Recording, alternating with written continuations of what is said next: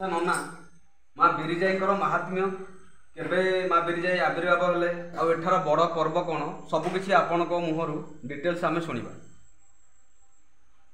आपणकर प्रथम परिचयटा देवे तापर माँ महात्म्य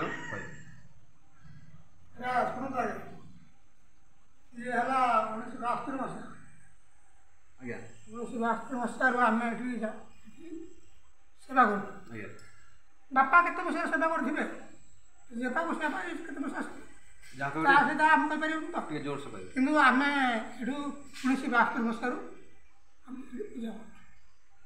माँ आम बापा मैंने कहते माँ थे पहाड़ सखा कि तेणुक बापा जो खाईदेला बलद को तेणुक बुढ़ा मैंने कहले आम से जापर पूजा कर पहाड़ करूँ खाऊ आम जीवन से तेणुक सी से माँ से कहले माँ जे टिटल पिले मत जो देखिए से भोग कर बुढ़ा मैंने देखते से भोग कले माँ से आविर्भाव रही भोकाड़ रजा आसी आविर्भाव बंकाड़गढ़ आविर्भाव गले आविर्भाव से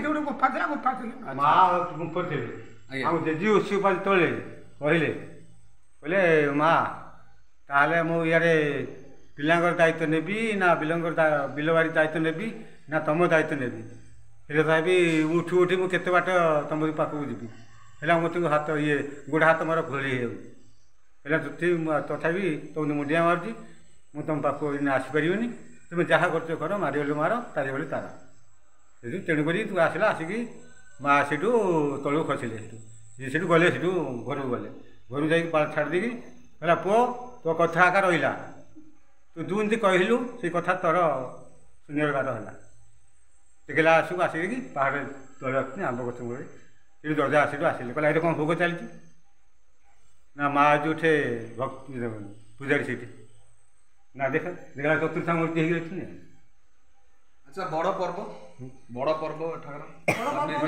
पर्व प्रथम पर्व हूँ आम षोल पर्व बुझे प्रथम पर्व हूँ आम षोल पर्व षोल पर्व पर हूँ कौन ना कार्तिक पूर्णिमा पर ये गोटे नाम संगठन पर ये छोटे लास्ट को आरंभ होती एक द्वितीय यज्ञ यज्ञ गोटे पर्व मकर संक्रांति सब बड़ पर्व मकर संक्रांति बड़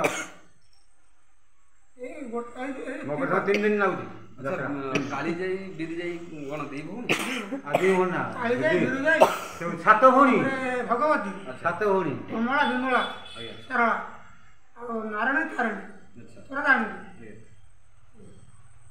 तो आपण मैंने शुणुले माँ बिरिजाई महात्म्य आपण मैंने ये मंदिर को आसतु माँ आशीर्वाद लाभ करूँ माँ को दर्शन करूँ आदि भिडियोटी भल लगी था सांग मान सहित शेयर करदेवे निश्चित सब्सक्राइब करूँ लाइक करूँ कमेंट करूँ आजिर ट्रिप्टी थिला माँ बिरिजाई मंदिर आमे जीवा बाटरे देखिलु एक सोरिष खेत आउ आम गाड़ी सेठी अटकी जाइथिला सतरे अत्यंत सुंदर दृश्य थिला जहाँ देखि आमे सेठारु जीवा पई आमर मन टोटाल भी इच्छा होनथला किंतु आमर टार्गेट थिला माँ बिरिजाई मंदिर को जीवा एवं तांकु दर्शन करबा पई तेबे चलंतु जीवा माँ को पाखरे पहुँची आमे प्रथमे दीपटीए लगाइलु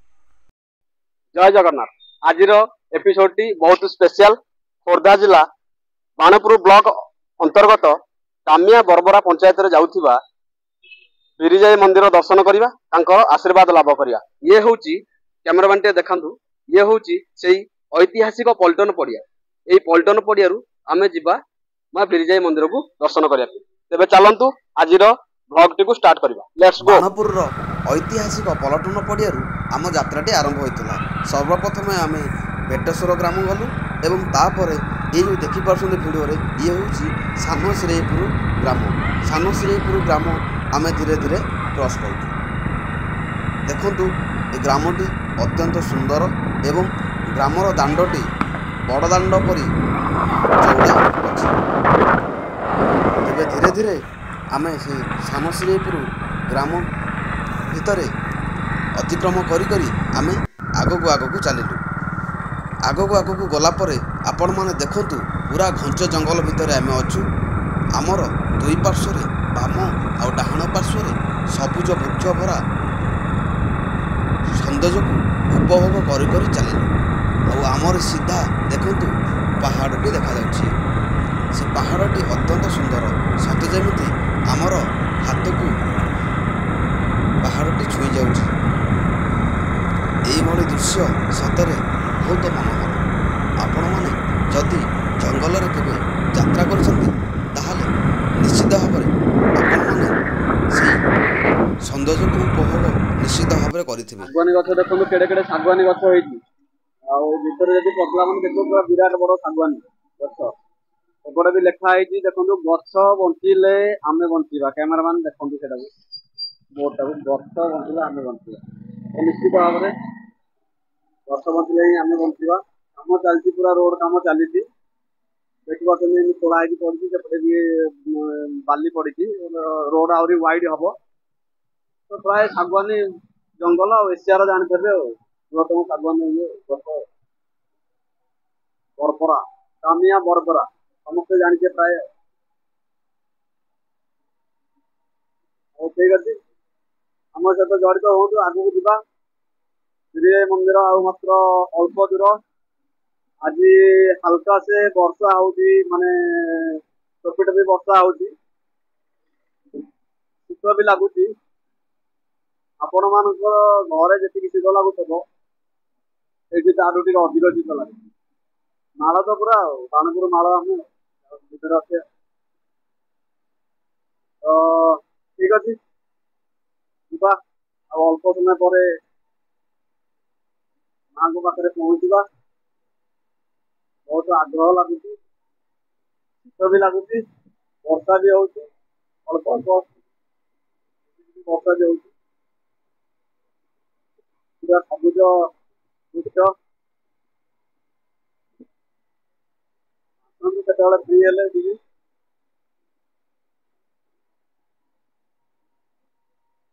ଆଗର କଣ ହାତୀ ଚଲା ପଥ ବୋର୍ଡ ବୋଧେ, ହାତୀ ଚଲା ପଥ ଦେଖିକି କ୍ରସ୍ କରିବି।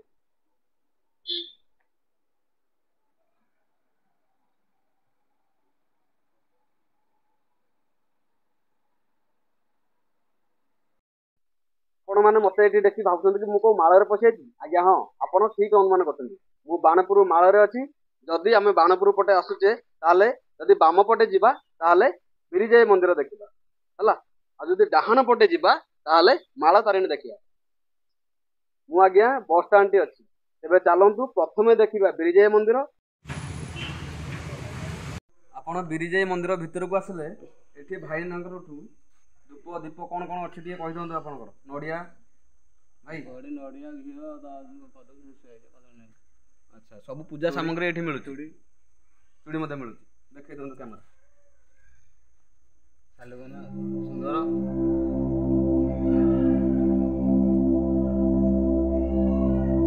ଏବେ ଚାଲନ୍ତୁ ଭିତରକୁ ଯିବା ଏବଂ ନନାଙ୍କ ଠାରୁ ବୁଝିବା ମାଙ୍କର ମାହାତ୍ମ୍ୟ ବିଷୟରେ।